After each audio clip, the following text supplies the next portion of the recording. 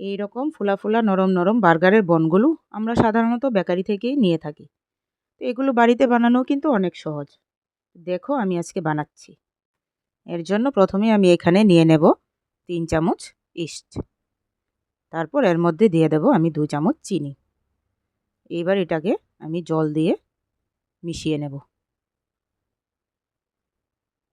এটাকে ভালো করে মিশাতে হবে। এবার এটা মিশানো হয়ে গেছে, ঢাকা দিয়ে রেখে দেব। এবারে আমি নিয়ে নেব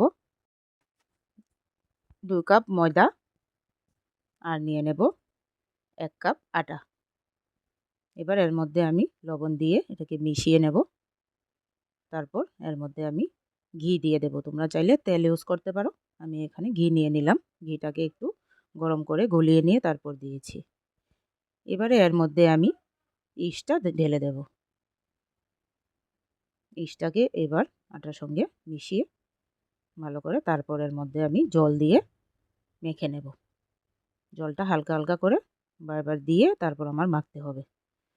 ময়দার ডোটা একদম নরমও হবে না, আবার একদম রুটির মতো শক্তও হবে না। তার মধ্যে আমি আবার দিয়ে দিলাম কিছুটা তেল।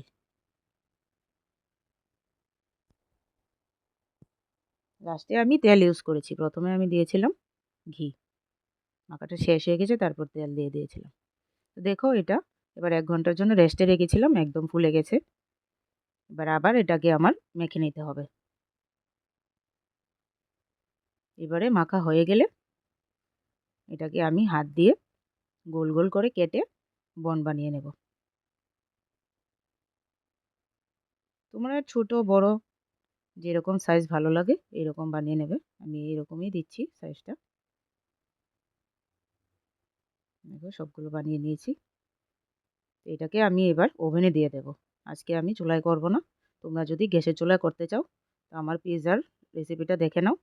এর মধ্যে পিৎজাটা যেভাবে বেক করেছিলাম এটাও সেমভাবে বেক করতে হবে। আমি এখানে বনগুলোকে ২১০ ডিগ্রি সেলসিয়াসে রেখে ৩০ মিনিট দিয়েছিলাম। এবার এগুলো হয়ে যাওয়ার পর আমি এর মধ্যে ডিমটা দিয়ে ব্রাশ করে দেব। এতে করে এর উপরের কালারটা চলে আসবে। একটু লাল, লাল হবে বনের যে কালারটা হয়। তোমরা যারা, যারা ডিম খাও ডিম লাগাতে পারো। আর যারা, যারা ডিম খাও না তারা এর মধ্যে দুধ লাগিয়েও ব্রাশ করে দিতে পারো। এতেও কালার চলে আসবে। এখানে আমার ডিমটা লাগানো শেষ হয়ে গেলে আমি এর মধ্যে উপর দিয়ে সাদা তিল দিয়ে দেব কিছুটা।